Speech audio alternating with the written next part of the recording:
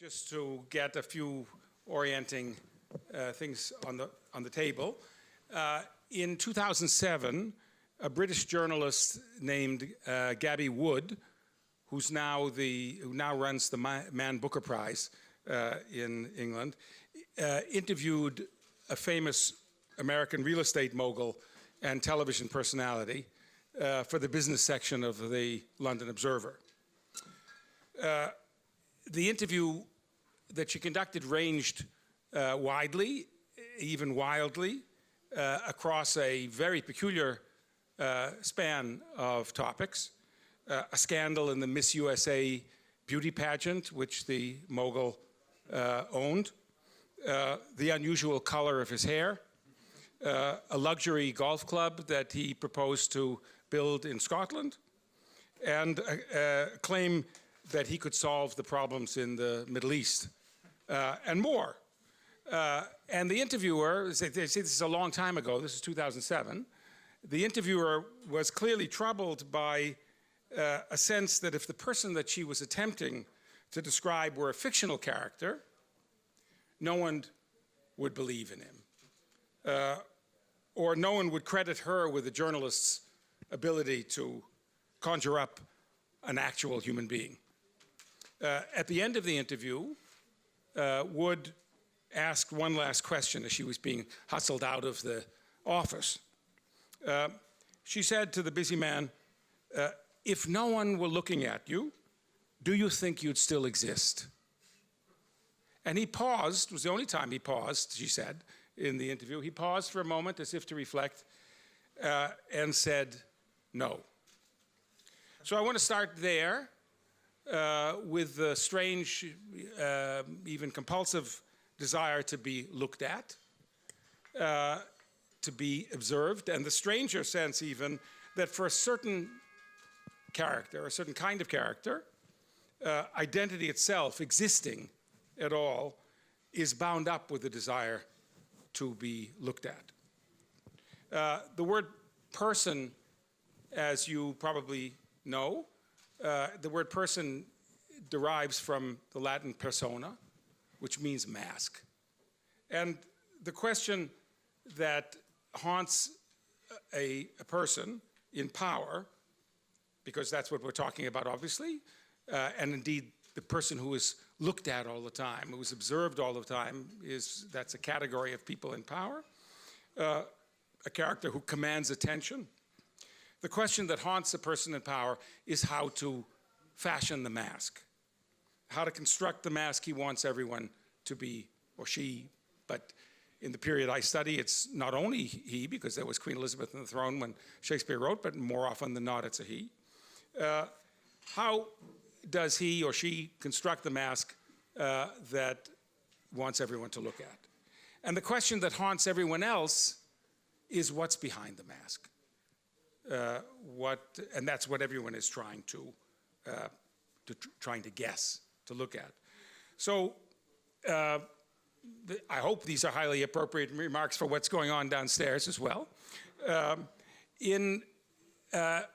One of the first people to observe this phenomenon in the modern world with unusual intelligence and care was a 15th century Italian humanist named Pier Candido de Cembrio. I don't imagine you will know him. He's now into complete obscurity. But he was the secretary, which had the meaning in the period of, as it has the word in it now, of secrets. He was the private secretary of Filippo Maria Visconti, who was the Duke of Milan, the tyrant of Milan. And this humanist, Pier Candido de Cembrio, a very, very interesting intellectual, always on the margins of power, but for 30 years in this unusual position in Milan, he wrote a life of this person who he had observed, an enormously powerful figure, the powerful figure in Milan.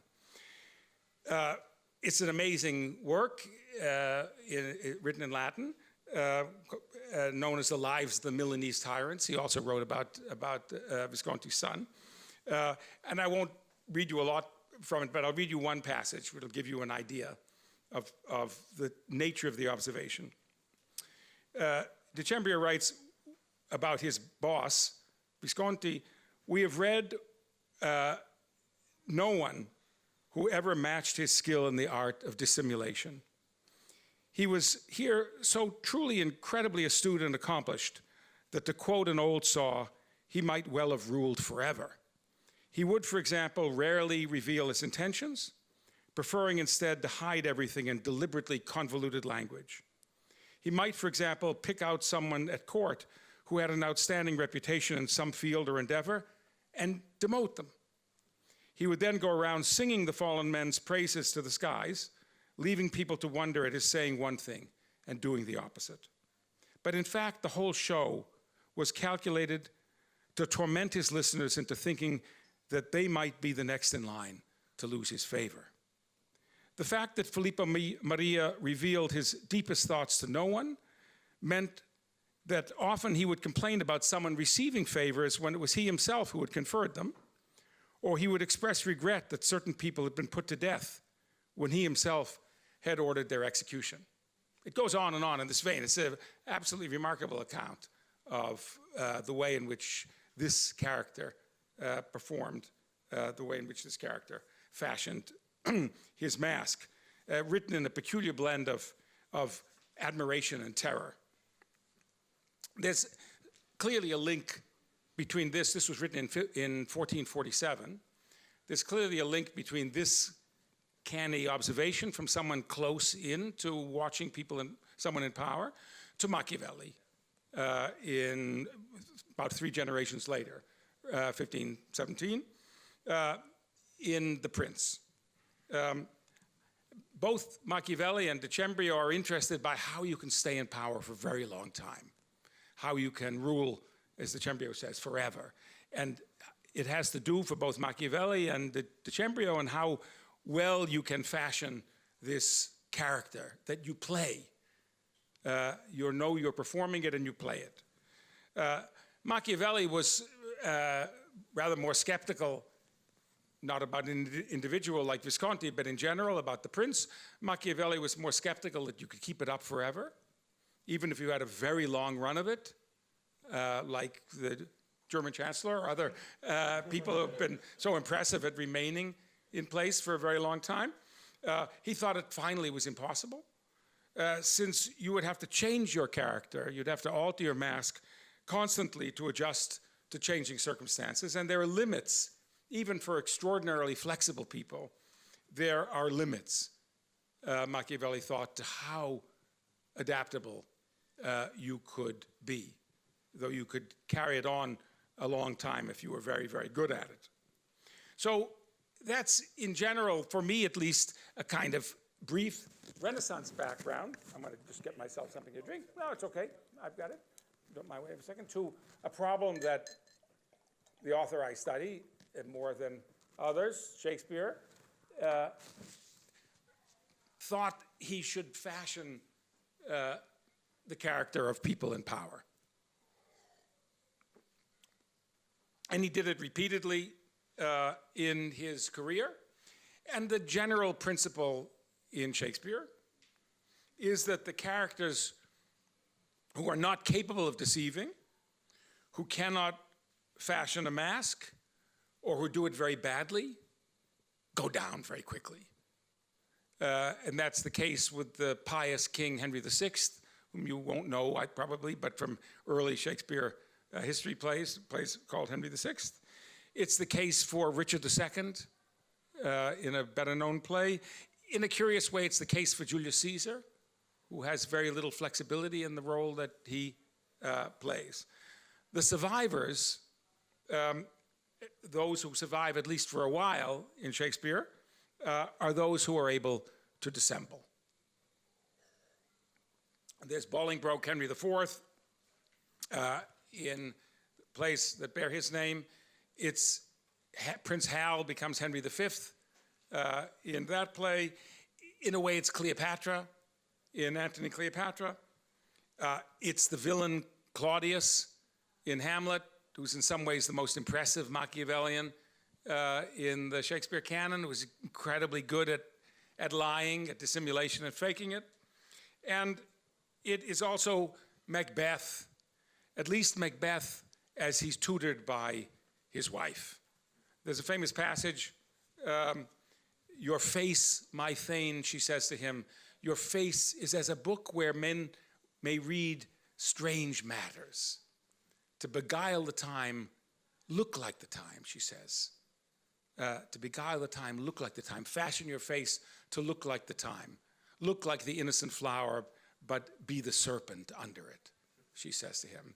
And he, for at least some of the time, is able to take this advice. Though it's quite telling that for all of these characters, a few of them are lucky enough simply to die in bed before it completely falls apart. Henry IV or Henry V are examples, but many of them, even the very good dissemblers, don't make it to the end.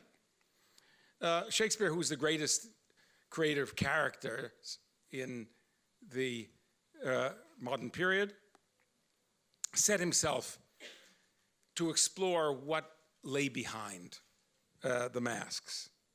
And in a way, the most alarming answer he came up with, he has a number of different accounts of what lay behind the mask. To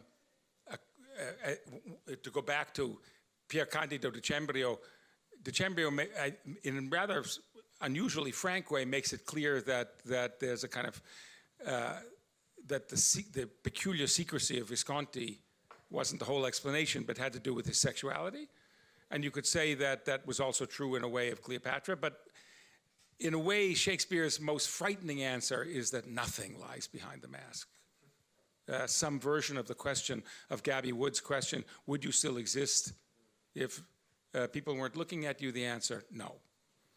And the most powerful, there are a number of different moments in Shakespeare in which he explores that possibility. He did it very early in Richard III, but he did it again, as you will be more familiar, I think, if you know Shakespeare at all, at the end of Macbeth, when finally, when the game is up, when the deceptions are over, Macbeth has a remarkable moment of confronting what it's been, where he's been, what it's been, and he says famously, tomorrow and tomorrow and tomorrow creeps in this petty pace from day to day to the last syllable of recorded time, and all our yesterdays to light the fool to dusty death. Out, out, brief candle, life's but a walking shadow, a foolish player who frets and struts his life upon a stage and then is no more. It's a tale told by an idiot, signifying nothing, signifying nothing. That alarming prospect, the most alarming prospect, which is that there's nothing, you take the mask off and there's nothing there, has its contemporary, well, more contemporary representation in the theater of the absurd in the 19th and 20th century, and maybe most famously in a play some of you may know, a kind of Dadaist play from the late 19th century, from 1896, Ubu Roi, by Alfred Jarry. Some of you may know this. It was a scandal when it was done. Ubu Roi opened and closed on December 10th, 1896. People were outraged, screamed, and demanded that the play be stopped. And then it had this peculiar long life because it was a very radical experiment in depicting someone who is infantile, greedy, self-gratifying, fat, ugly, vulgar, gluttonous, grandiose, dishonest, stupid, voracious, cruel, cowardly, and evil, with nothing behind the mask. A character who acts out our most childish impulses, who becomes pleasurable for people because there don't seem to be any consequences. That's at least Jarry's fantasy. And we have, in the 20th century, or at least it's possible to say in the 20th and 21st centuries, we've occasionally encountered that kind of figure. but there are consequences. And indeed, you could say that those consequences were already anticipated and are dangerous, particularly dangerous in a democracy.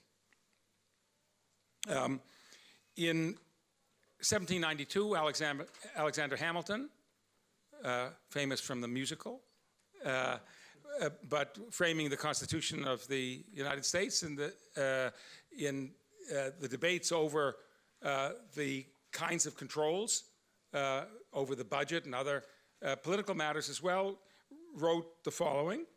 This is in 1792. When a man unprincipled in private life, desperate in his fortune, bold in his temper, despotic in his ordinary demeanor, known to have scoffed in private at the principles of liberty, when such a man is seen to mount the hobby horse of popularity, to join in the cry of danger, of danger to liberty, to take every opportunity of embarrassing the general government and bringing it under suspicion, to flatter and fall in with all the nonsense of the zealots of the day, it may justly be suspected that his object is to throw things into confusion, that he may ride the storm and direct the whirlwind. Now, this is a way of describing a particular kind of character that Hamilton thought was waiting in the wings and was a particular danger to a democracy. And I want to close these very introductory remarks by reaching back to Shakespeare and to a very strange moment in Shakespeare, in Richard III, which is a play about how a particularly catastrophic figure becomes the king. Shakespeare lived in a monarchy. Richard III had a blood right, a lineal claim to the throne, but Shakespeare goes out of his way in this play to depict Shakespeare's coming to the throne as the result of an election. No one has ever actually fully explained why he dwells on this, because it wouldn't have made a hell of a lot of sense to Shakespeare's contemporaries. They had parliamentary elections, but they certainly didn't elect their kings or queens.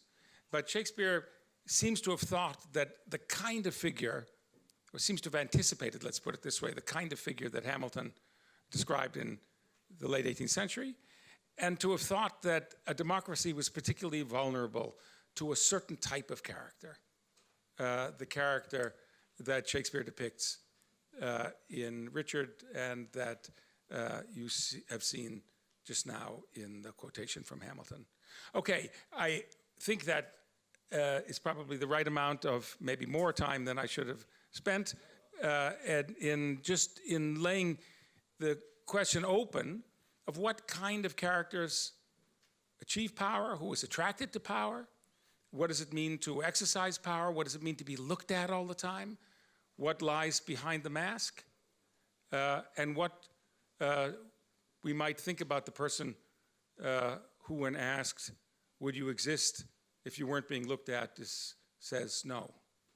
But I will stop there.